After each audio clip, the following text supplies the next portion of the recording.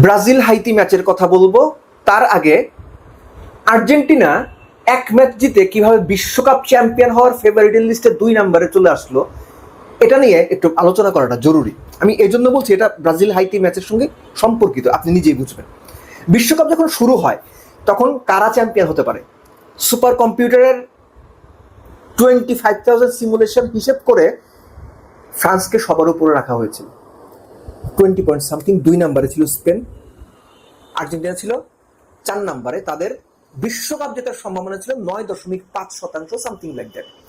একটা ম্যাচ জিতে আর্জেন্টিনা চলে এসেছে 2 নম্বরে।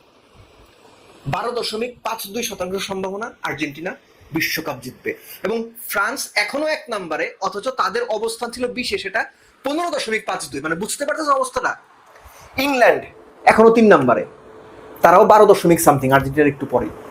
স্পেন ছিল 2 নম্বরে, এক ম্যাচ ড্র করে তারা 4 নম্বরে চলে এসেছে। ওই হিসেবে ব্রাজিলের চ্যাম্পিয়ন হবার সম্ভাবনা সুপার কম্পিউটারের হিসেবে 6%-এর বেশি না।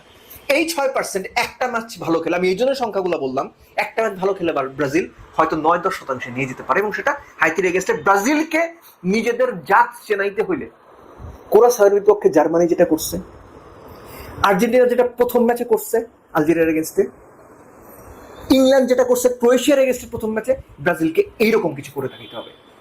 হাইতি দল হিসেবে ব্রাজিলের কাছে নস্যি, এটা মানার কোনো না মানার কোনো কারণ নাই।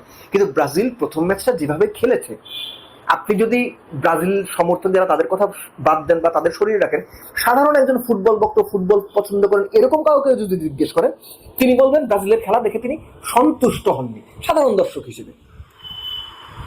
এই হাইতির বিপক্ষে ব্রাজিল 3টা ম্যাচ খেলেছে, বিশ্বকাপে কখনোই খেলেনি। 3টা ম্যাচে 17 গোল করেছে।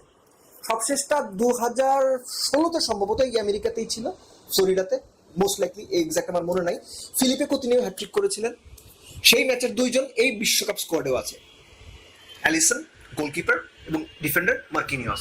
প্রশ্ন হচ্ছে ব্রাজিলের গোল কে করবে? ওই হিসাব করলে সবার আগে যে নামটা আপনার সামনে আসবে, দ্যাট ইজ ভিনিসিয়াস জুনিয়র। বিশ্বকাপের 5 ম্যাচে তার 4টা গোল অ্যাসিস্ট, 2টো গোল 2টো অ্যাসিস্ট, অর্থাৎ প্রতি 98 মিনিটে তিনি ইদার গোল করেছেন অথবা অ্যাসিস্ট করেছেন। ভালো রেকর্ড। এছাড়া কে? আর্জেন্টিনার তো মেসি আছে, ইংল্যান্ডের হ্যারি কেইন আছে, ফ্রান্সের কিলিয়ান এমবাপ্পে আছে, আর্লিং হালান্ড আছেন নরওয়ের। ব্রাজিলের কে? শুধু ভিনিসিয়াস জুনিয়র দিয়ে হবে? মনে হয় হবে? প্রথম ম্যাচ কিন্তু সেই ইঙ্গিত দেয় নাই। ব্রাজিলের লাইন আপটার দিকে যদি আমরা তাকাই, 2 সেন্ট্রাল ডিফেন্ডার, গ্যাব্রিয়েল মার্কিনেজ, ঠিক আছে, অ্যাবসলিউটলি ফাইন, কিন্তু 2 উইং ব্যাক পজিশনে ফার্স্ট ম্যাচ তারা যতটা দুর্বল পারফরমেন্স দেখিয়েছেন, এই ম্যাচেও 2 জনই থাকবেন, আমার একটু ডাউট আছে। সেন্ট্রাল মিডফিল্ডে ক্যাসিমিরোকে খেলানো হবে নাকি তাদেরকে ফ্যাবিনিওকে খেলানো হবে? ক্যাসিমিরো ফার্স্ট ম্যাচ মানে যতটা ছন্ন ছাড়া ছিলেন, তারপরেও তাকে সেকেন্ড ম্যাচটা খেলানো হবে কিনা এটা নিয়ে সিরিয়াস ডাউট রয়েছে আমার মধ্যে। ব্রুনো গোমেরেস টিকে যাবেন, রাফিনিয়াকে কোথায় খেলানো হবে? রাইট উইং এ উনি তো জাস্ট হারিয়ে গিয়েছিলেন, রাইট উইং এ তাকে খুঁজে পাওয়া যায়নি, তারা কোথায় খেলানো হবে? খেলানোই হবে না। মার্কেস ম্যাথিউ কুনিয়া ম্যানচেস্টার জার্সিতে বেশ ভালো ফর্মে ছিলেন, আই গেস তাকে বেস্ট 11-এই খেলানো উচিত, একদম শুরুর একাদশে, শুরু থেকে, কোনো বেঞ্চ টেস্ট শুরু থেকে। আমি এই নামগুলো এই জন্য বললাম যে ব্রাজিল হাইতির বিপক্ষে শুধু ম্যাচ জেতার চিন্তা করে যদি নামে সেটা একরকম, কিন্তু ওই মেসেজটা দেয়, দলের নিজেদের মধ্যে কনফিডেন্সটা বিল্ড আপ করে যে উই আর ব্রাজিল। খেলার ধরনের মধ্যে ওই স্পার্ক নিয়ে আসা, ওই শার্পনেস নিয়ে আসা, this are very important things.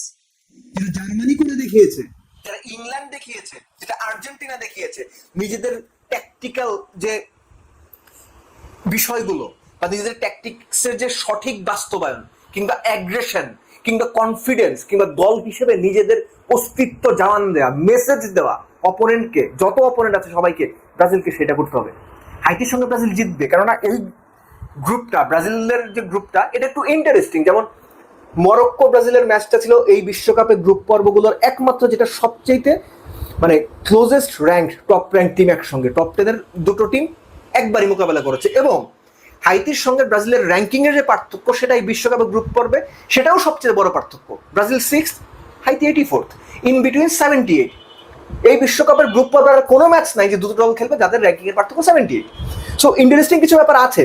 But ব্রাজিলকে এত কিছু মাথায় নিলে হবে না, ব্রাজিলকে ব্রাজিল হিসেবে জানান দিতে হবে।